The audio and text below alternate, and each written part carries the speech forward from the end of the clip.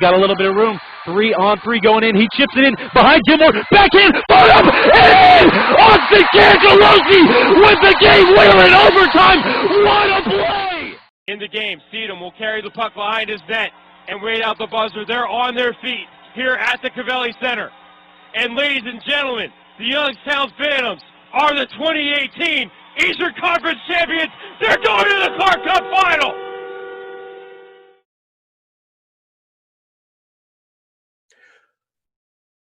Welcome to episode 9 of Hockey People on the Computer Getting Coffee, brought to you by Dunkin.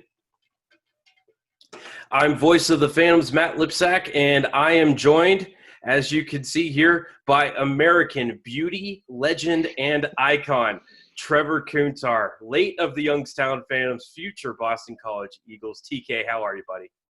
Good. How about you? I'm doing great, man. So tell us, what have you been up to since the USHL shut down in March? Yeah, right when it shut down, I was laying low, pretty mellow, but I started working out a little bit in this gym that I have in my house, and then I was finally able to start skating the week after Memorial Day in Erie, and then about 2 weeks ago, I finally started skating in Buffalo, so it's been nice. Awesome, man. So take us back to the middle of March when the USHL shut down. Thursday, March 12th. Dubuque has just rolled into town to play a weekend series against the Phantoms. They think they were in Youngstown for about 3 hours. They turned around and went back. Tell us what was going on in Youngstown.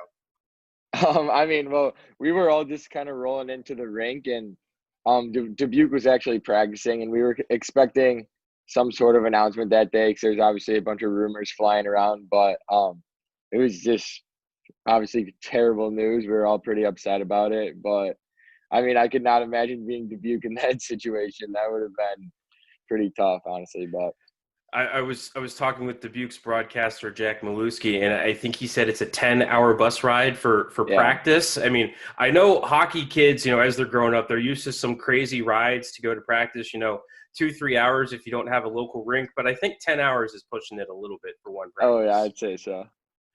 So the way you came to Youngstown was a little bit unique. You signed a tender to join the Phantoms even before the USHL draft happened. Out of all the places you could have gone, what brought you to Youngstown? Well, I loved Patterson and Jason Kohler at the time, and what they said just about the culture and everything was awesome, and it was something that I want to be a part of, the way that they play. And obviously it's only 3 hours from home, so that had a big part to do with it too, because I didn't really want to end up like 15 hours away, so it was nice. So what was your favorite memory from your time here in Youngstown? 3 seasons, 93 points, trip to the Clark Cup finals. What are you going to remember the most when you look back on it? Obviously there's been some great memories. 3 years is a pretty long time.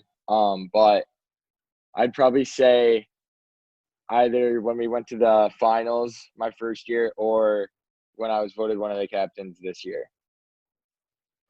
That's awesome, man. What can you tell me about your billet families from while you're in Youngstown? We obviously can't have a USHL without our billet family, so give them a shout out. Yeah. Well, first year I was with Nan Jacobs, and she was great. That was with me and Curtis Hall. And then second year I was with the Slanina family, Lisa and Mike, with Zach and Shelby, and they were awesome. They just treated me like one of theirs, and it was just such a great experience. And obviously my roommate was Arseny Shmeknov, so that was very fun. Awesome, man. So little special treat for you this year. Your brother Cameron got to spend a week with the Phantoms while Colin Purcell went down with a lower body injury. How special was that for you and your family? Yeah, that was awesome. It was just so fun showing him around with all the boys and just kind of taking him through what we go through every day. And all the boys were awesome to him. They loved him, so it was a really good experience. And who's been getting the better of the other brother during the off-season training here?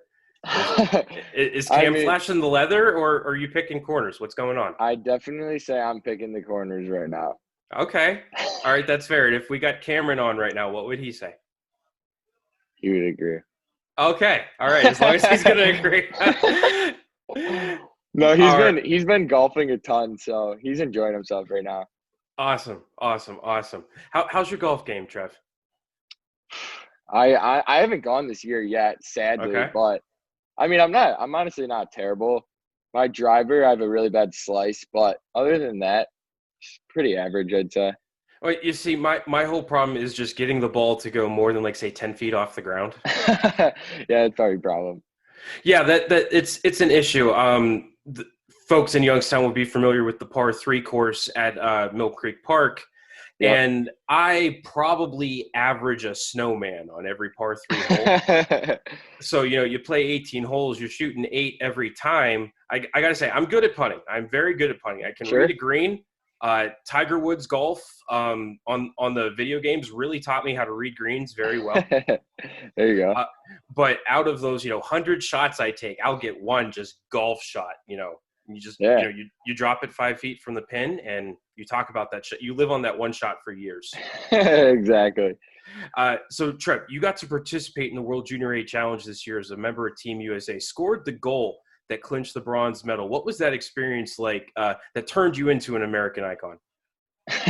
Well, it was just awesome experience even being able to have that opportunity, and then just playing with all those really good players was just awesome. One thing I realized there is it didn't matter who you're playing with, what line you're on, what shift it is, but you're always playing with good players. So I thought I definitely took advantage of that while I was there.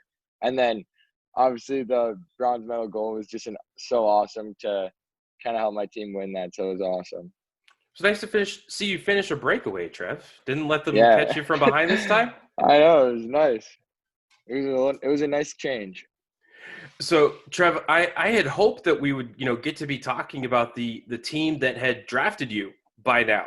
But it looks like the NHL draft isn't going to be for another couple of months. What has been your training process as we build up closer to the NHL draft and what's going to be October now? Yeah. Well, training like hockey wise.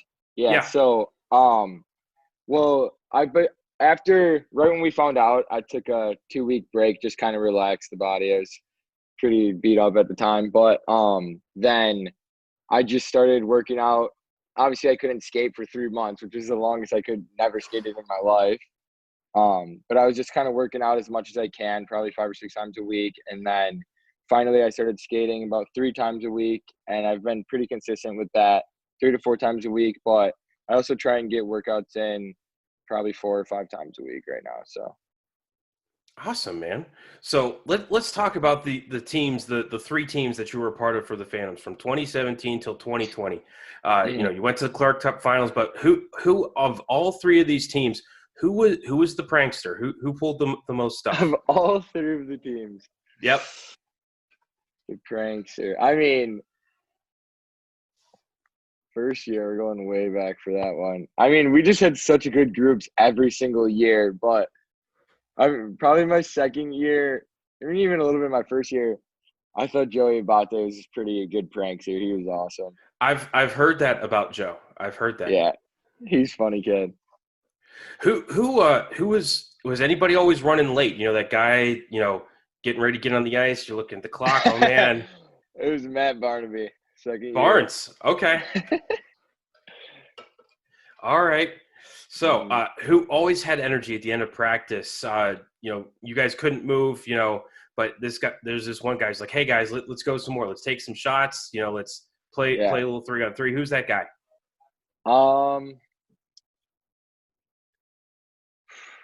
Probably, honestly, Abate again. He's just a big ball of energy. So we were always playing rebound and 3-puck after practice, and usually when he was there, he was running it. So it was fun.